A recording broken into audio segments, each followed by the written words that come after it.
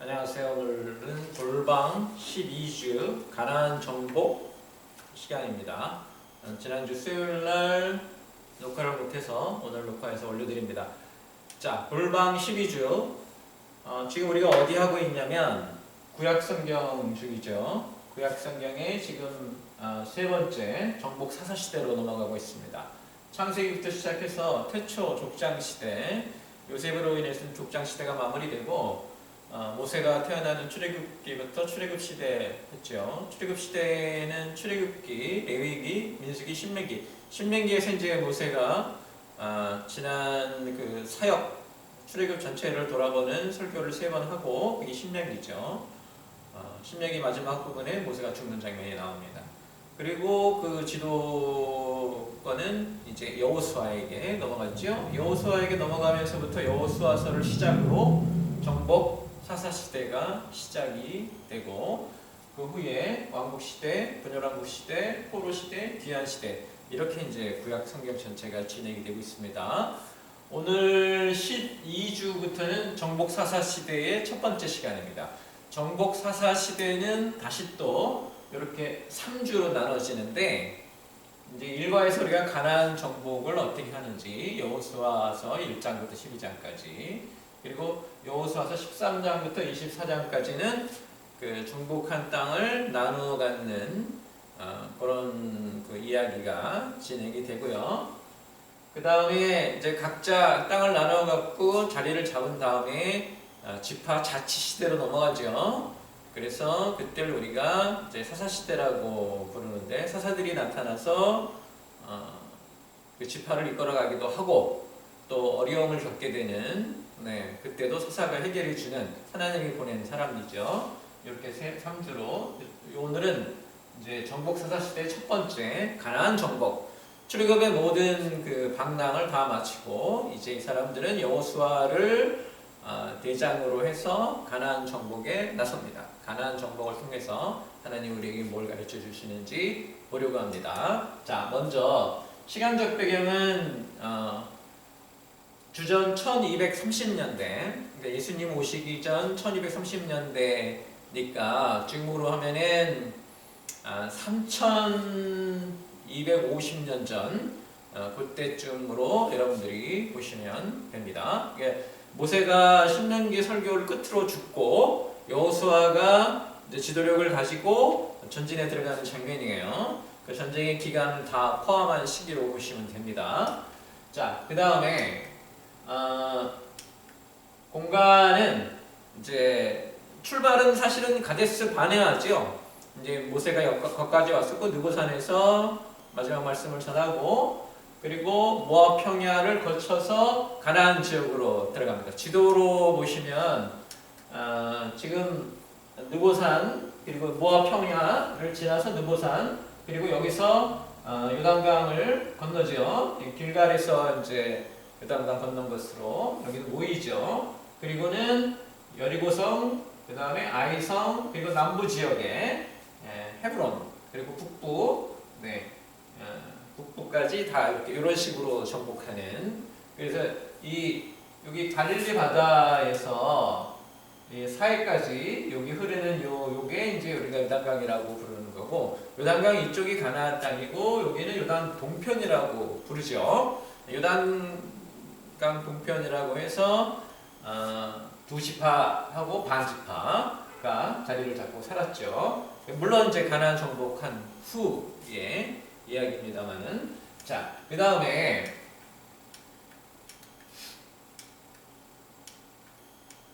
오늘 좀 화면이 자, 사회적 배경. 지금 제가 지난주부터 계속 설명드리고 있는데요. 이 사람들은 누구인가? 지금 정복전쟁을 벌이고 있는 이 사람들은 출애굽한 사람들은 아닙니다. 출애굽한 후에 광야에서 태어난 사람들입니다. 그래서 출애굽한 세대를 우리가 광야 세대, 출애굽 세대라고 부르고 그 다음에 광야 방랑의 시기에 태어난 사람들을 광야 세대라고 하는데 노예였던 기억은 없죠. 광야에서 잔배가 굵어가지고 상당히 강한 사람들이었다.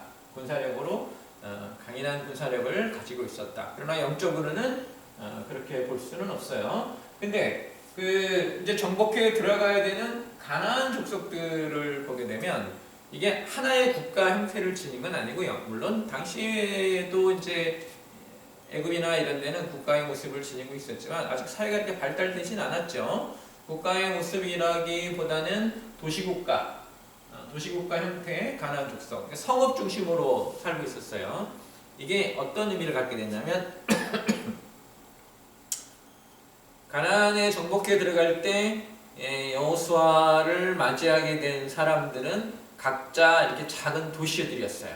물론 뭐 예루살렘 같은 경우에는 작다고 말하기는 좀 어렵긴 하지만, 그래서 가나안 전체를 상대로 싸우기보다는 한 번에 한 성읍씩 전쟁을 벌이게 되고, 그래서 오히려 정복해 들어가는 가나안을 정복해 들어가는 이스라엘의 입장에서는 비교적 쉬웠죠. 나중에 이제 이게 국가 체제를, 예를 들면 다윗이나 솔로몬 시대에 가면 이제 국가 체제를 이루기 때문에 전 지역의 군대를 이동시키면서 전쟁을 하는 국가 대 국가의 싸움이 되지만, 이 당시만 해도 이스라엘은 누구랑 싸웠는가? 각자 성읍에 있는 가나안 족속들과 싸우게 됐죠. 가나안 족속은 물론 여기에 대비해서 연합하기도 하고 또는 협정을 맺기도 하고 여러 가지 방식으로 대응을 하지만, 큰 전쟁은 이스라엘이 다 이겼죠. 그래서 이런 사회적 배경을 가지고 있는 것을 여러분들이 좀 아셔야 되고, 자, 그 다음에 성경은 이제 어디가 되냐면 여호수아 1장부터 12장입니다. 여호수아서는 1장부터 24장까지 있는데 1장부터 12장까지는 여호수아를 중심으로 이스라엘 백성들이 어떻게 가나안을 정복했는지 그게 나타나고, 13장부터 24장까지는 물론 여호수아가 있었지만 갈렙이나 또는 므낫세 지파, 사실은 에브라임 지파죠. 에브라임 지파, 요셉 지파를 말하는 겁니다. 이런 사람들이 어떻게 정복해 들어갔는가, 그 땅을 나눠 가졌는가, 이렇게 나와 있기 때문에 여호수아서는 크게 두 부분으로 나눌 수 있어요. 정복하는 이야기, 땅을 나눠 갖는 이야기. 물론 땅을 나눠 갖는 이야기도 정복의 후속편입니다. 요거는 그 다음 주 이산지를 내게 주소서라는 과에서 더 자세히 설명드릴 것입니다. 자, 우리 성경 이제 이야기. 여호수아서를 시작하면 하나님이 제일 먼저 여호수아를 부르시죠. 여호수아를 부르셔서 너는 가서 저 땅을 정복하라 해서 비전을 주시는 장면이 나와요. 그래서 이 성경에서 이렇게 항상 하나님이 일하시는 거 보면 사람을 선택하고 소명이라고 그러죠. 그 사람에게 비전을 주시죠. 넌 무슨 일을 해야 된다라는. 그래서 우리 삶에서도 이게 대단히 중요합니다. 우리가 하나님으로부터 믿음을 받은 사람들, 하나님 선택하신 사람들이라면 소명 이후에 가장 중요한 건 비전이죠. 우리는 무엇을 해야 될 것인가. 그래서 여호수아에게도 하나님이 비전을 주시고, 그 다음에 하나님이 여호수아에게 하시는 말씀이 있어요.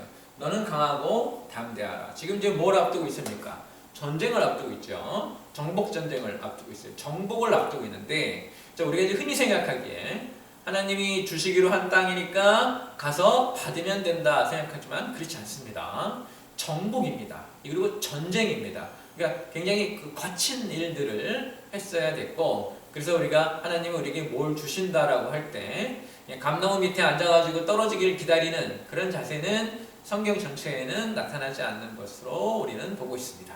적극적으로 또 열심히 목표 정하고 우리를 단련해서 나가야 되는데, 하나님이 여호수아에게 말씀하신 강하고 담대하라 해서 우리가 알 수 있는 것처럼 이미 그 여호수아가 이끌고 있는 이스라엘은 군사력을 갖추고 있었어요. 물론 이제 지난주에 보셨지만 가데스 바네아에 올 때까지 연전연승으로 왔죠.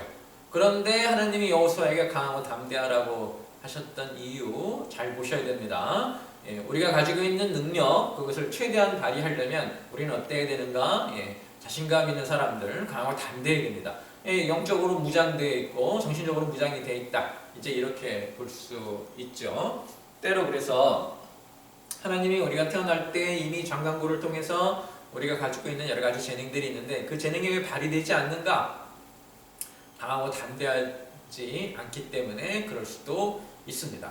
강하고 담대한 것이 대단히 중요합니다. 신앙에서는 믿음이라는 건 어떻게 보면 다른 말로 하면 자신감이에요. 자신감을 가지고 이겨나갈 수 있도록 준비하는 거, 이것을 우리가 좀 가지고 있어야 됩니다. 그래서 우리 군대 장관, 우리 장관, 우리 대장 여호수아에 또 하나님이 부르셔서 너는 강하고 담대하라 라고 하셨죠. 근데 강하고 담대하라고 하시면서 그 방법으로 뭘 주셨는가? 말씀을 주야로 묵상하라 이거였죠. 그러니까 이 신앙인들에게 있어서 이 말씀은 뗄래야 뗄 수가 없습니다.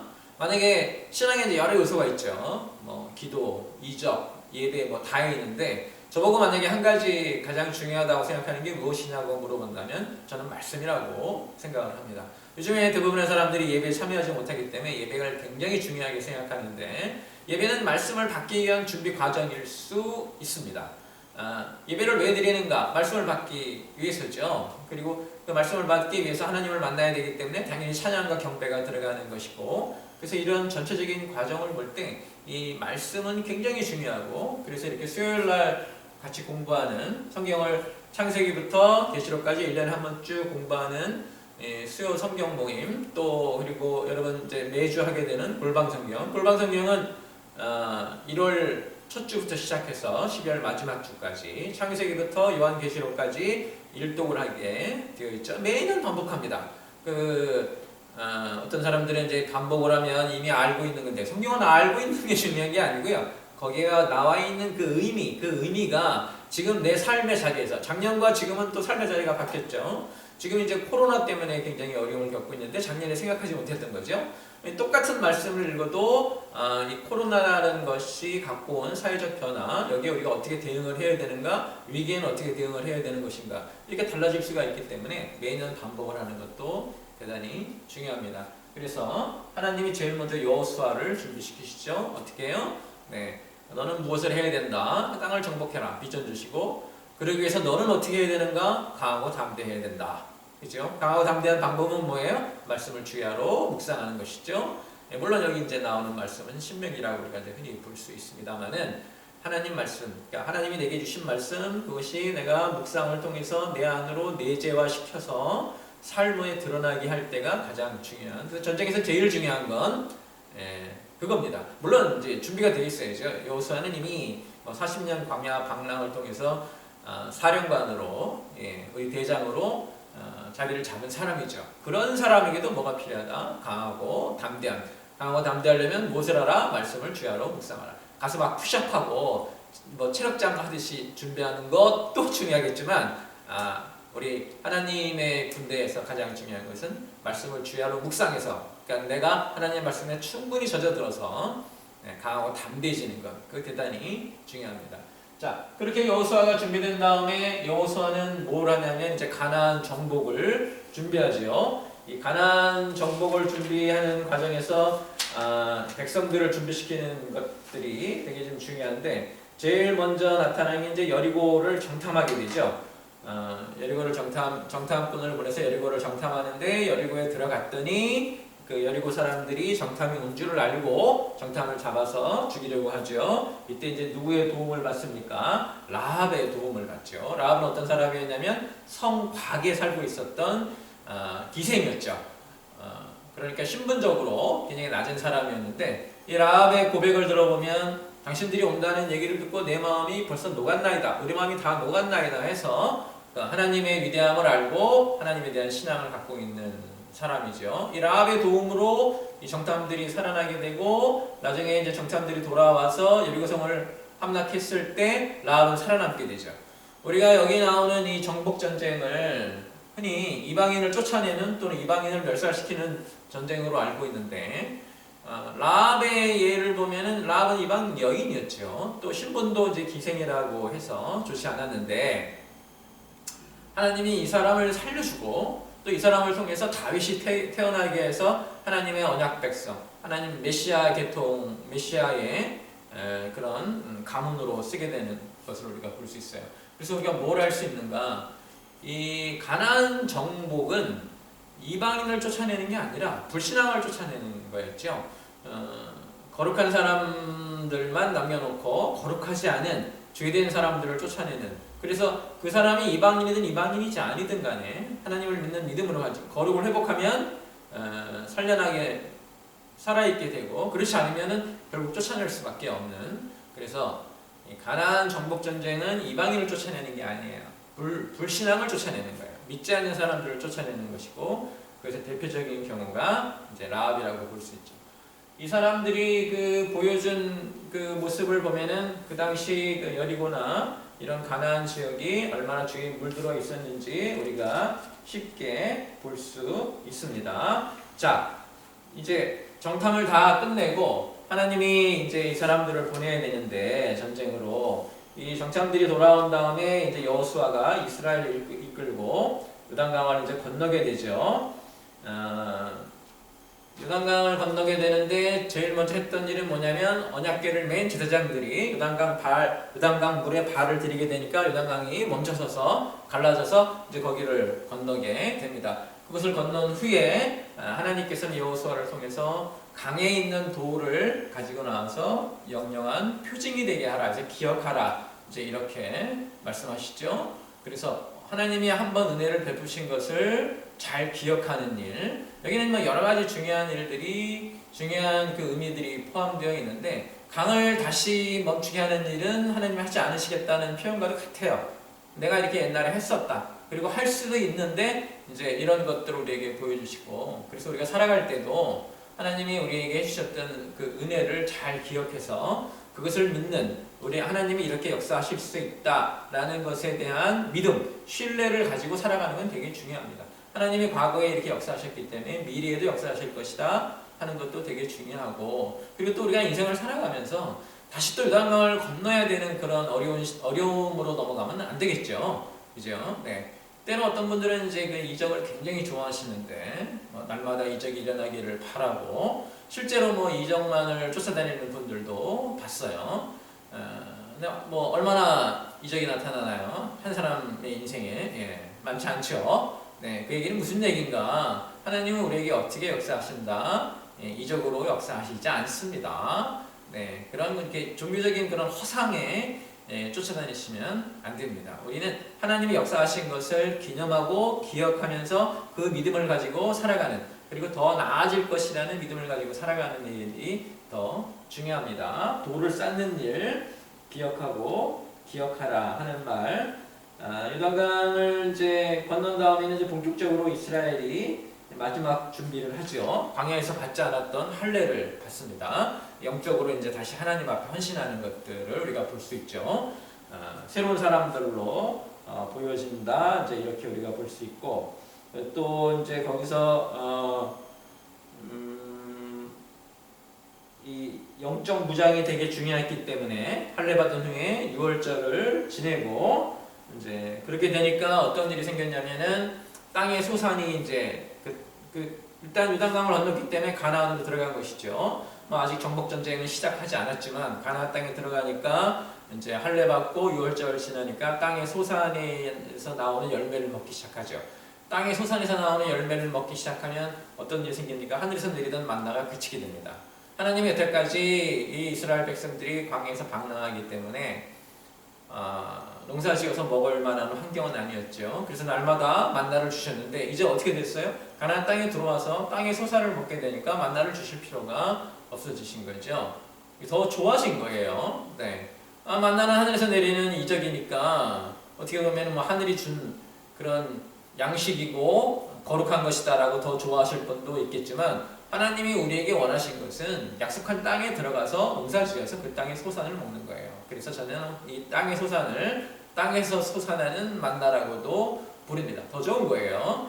예, 하늘의 만나는 나중에 가면은 맛이 없다고 그랬죠. 이 박한 음식이라고, 물론 이제 죄 중에 한 말이지만은 그렇게 부르죠. 땅의 소산은 얼마나 좋습니까? 하나님 뭐라고 표현하셨어요? 적과 꿀이 흐르는 땅, 동물성 기름, 싱글성, 네, 이렇게 좋은 것으로 표현하죠. 여러분도 인생에서 아무것도 안 했는데 하늘에서 이렇게 뭐가 만나처럼 뚝 떨어지는 거, 그런 거 좋아하지 마세요. 네, 여러분 나가서 열심히 일하셔서 땅의 소산 더 맛있어요. 그것을 먹으려고 애쓰는 사람들이 되십시오. 혹시 여러분 기도의 방향이 하늘에서 떨어지는 만나를 소망하는 기도라면, 여기 본문에 나와 있는 것처럼 이제 앞으로는 어떻게 되는가? 땅의 소산을 얻어먹는 기도로 바꾸셔야 돼요. 가서 열심히 일하고 그렇게 해서 얻어진 열매들을 하나님께 첫 소산은 드리고, 또 이제 우리 가족들과 같이 먹는 그게 하나님이 원하시는 젖과 꿀이 흐르는 땅, 언약의 땅의 삶의 모습이에요. 네.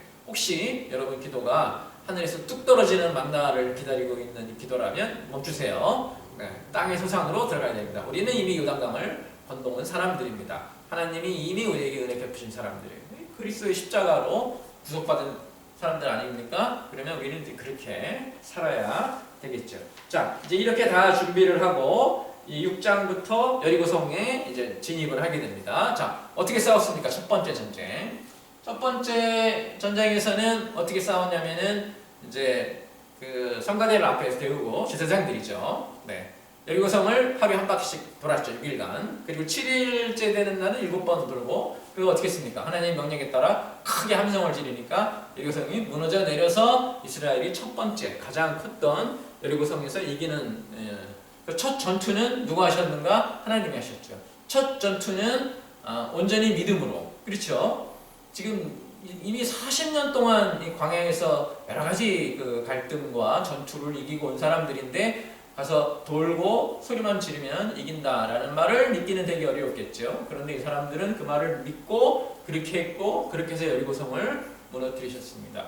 그래서 하나님은 이걸 그대로 두라라고 하셔서 역시 또 두고두고 기념이 되게 자 봐라 내가 옛날에 이렇게 했는데 너희들이 이것을 잘 기억을 해서 앞으로는 그런 것을 믿고 살라 하는 것은 아까 길갈에 돌 세웠던 것과 다르지 않습니다. 똑같은 모습으로 나오게 되죠.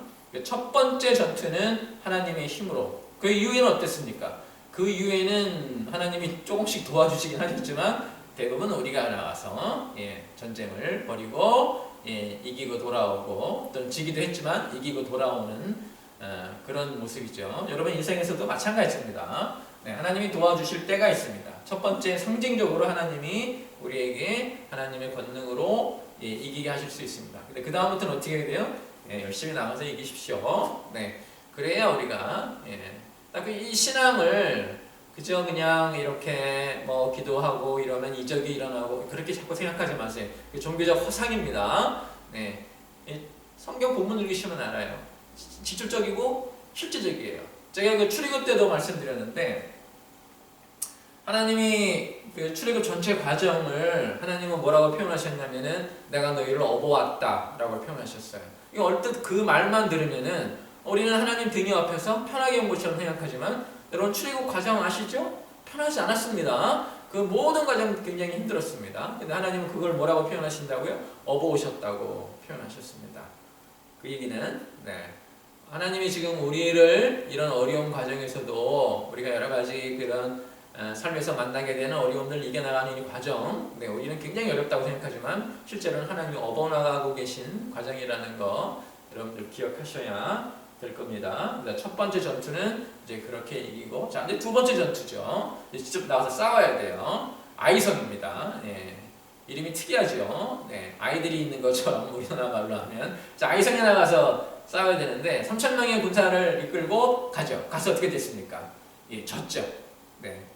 첫 번째 전투는 하나님의 힘으로 이겼고 두 번째 전투는 자기들의 힘으로 가서 졌는데 연전연승이 아니에요. 때로 인생은 지기도 합니다. 진 이유를 살펴보니 이 백성들 중에 거룩하지 않은 사람들이 있었죠. 그래서 제비뽑기로 뽑고 뽑아보니까 아간이 걸렸고 아간이 이제 훔친 것이 드러나게 되죠. 이 거룩한 전쟁은 거룩함으로 이겨야 합니다. 근데 이 거룩하지 않은 일들이 거기 끼어 있었기 때문에 이 전쟁은 질 수밖에 없죠. 우리는 언제 힘을 잃는 것인가? 거룩을 잃어버렸을 때, 그러니까 하나님을 믿는 그런 믿음, 그러니까 하나님을 의지하는, 그러니까 하나님 하신 말씀을 우리가 온전히 믿지 않기 때문에 하나님을 의지하지 않는 거죠. 하나님을 의지하지 않게 되면 질 수밖에 없습니다. 그래서 이 아이성이 주는 교훈은 상당히 큽니다. 여리고성이라고 하는 큰 성을 순식간에 제압을 했는데 오히려 아이성에서는 애를 먹었어요. 작은 성이고 그래서 여호수아가 3,000명만 보냈었는데 애를 먹었죠. 그러니까 우리 인생에서도 똑같은 일들이 일어날 수 있습니다. 자 이제 지면 어떻게 합니까? 여기 나온 것처럼 원인을 찾아서 문제를 해결하고 다시 가야죠. 이번에는 3만 명을 데리고 가서 아이성을 정복하는 것을 우리가 볼 수 있습니다. 교만하지 않았죠. 겁내지 않고 문제를 해결하고, 우리도 그래서 때로 우리가 가면서 실수하거나 실패하거나 잘 안 될 때도 있습니다. 어떻게 합니까? 문제를 해결하고, 문제를 찾아내고 문제를 해결하고, 그게 이제 회개죠. 또 거룩을 잃어버린 것을 거룩을 회복을 하고 다시 가서 하나님이 맡기신 일을 하는 그런 좀 마음가짐을 가질 필요가 있습니다. 자, 여리고를 무너뜨리고 나니까 이제 아까 지도에서 한번 보여드렸지만 이 가나안 중부를 이제 완전히 차지를 하죠. 그래서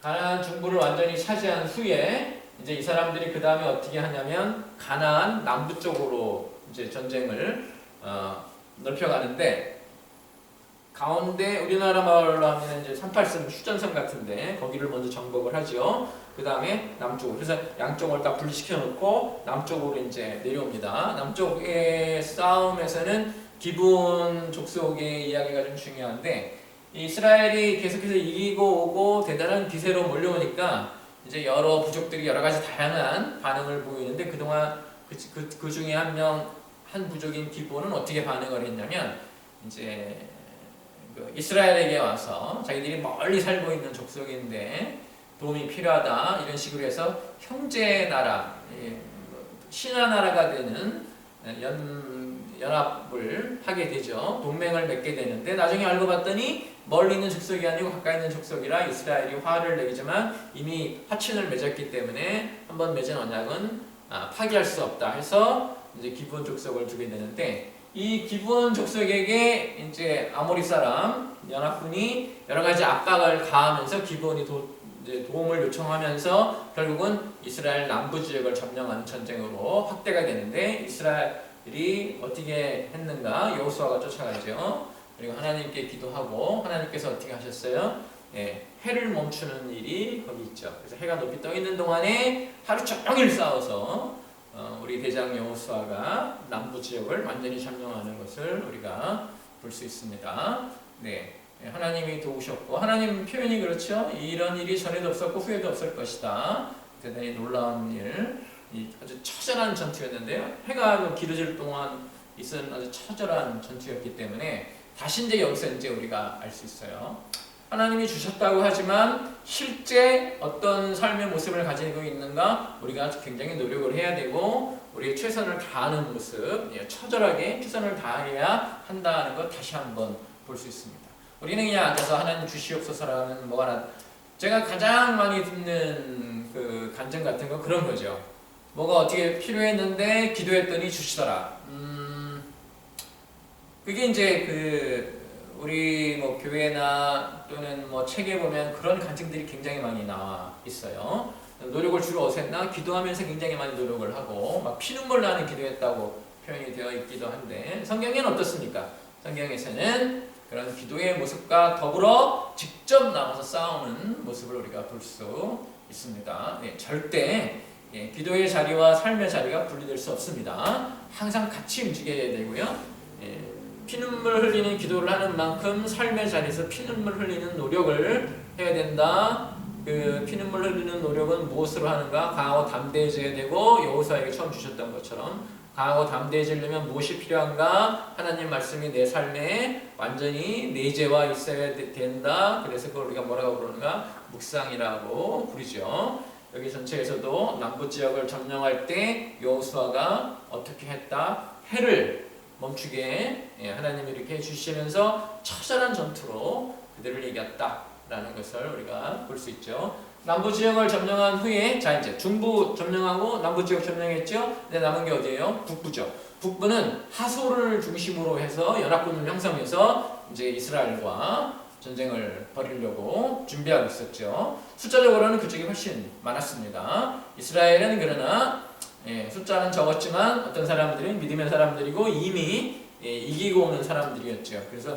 전쟁은 하나님께 속한 것이고 전쟁은 숫자로 하는 게 아닙니다. 전쟁은 믿음으로 하는 것이고, 여호수아는 시작부터 1장부터 강하고 담대한 사람으로 하나님이 그렇게 만들어준 사람으로 나와 있죠. 자, 그 북부와의 전쟁은 어떻게 했는가? 여호수아가 기습작전을 벌여서 이들을 모두 제압하는 것을 볼 수 있습니다. 그래서 지혜를 썼죠. 예, 전략, 전술, 전투 기술 이런 거를 잘 해서 그러니까 기도에도 능해야 되지만 실제 삶에도 아주 능해야 한다. 이걸 우리가 볼 수 있어요. 성경에 나오는 대단한 사람들 우리가 족장 시대에 봤지만 요셉 같은 분, 네. 어떤 모습이 더 많이 나타납니까? 하나님을 만나거나 기도를 하거나 이런 것보다는 어떤 모습이 더 많이 나타나요? 삶의 자리에서 굉장히 능력 있고 또 어떻게 잘 대처하고 하나님 주신 말씀을 가지고 그것을 삶에서 어떻게 표현할 것인가 이런 것이 드러난 사람들 대단히 성경에서는 유능한 사람으로 보고 있죠. 하나님이 요셉에게 단 하나의 꿈만 주셨어요.